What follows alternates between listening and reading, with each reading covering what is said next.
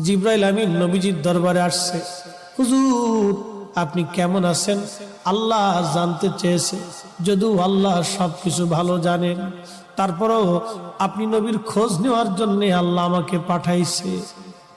জিবরাইল জীবনের শেষ বারবার আসতেছে।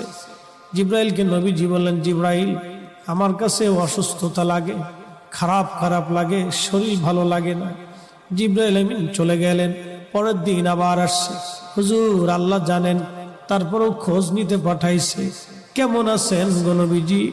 নবী বললেন, জিবরাইল আমি অসুস্থ। আবার চলে গেলেন জিবরাইল। পরের দিন আবার আসছে। আবার এসে খোঁজ নিয়ে বললেন, হুজুর আপনি কেমন আছেন? নবীজি বললেন, জিবরাইল অসুস্থ আমি। জিবরাইল আবার চলে গেলেন। চতুর্থ দিনের মাথায় জিবরাইল আসছে। একা আসে নাই রে, মালাক। Likey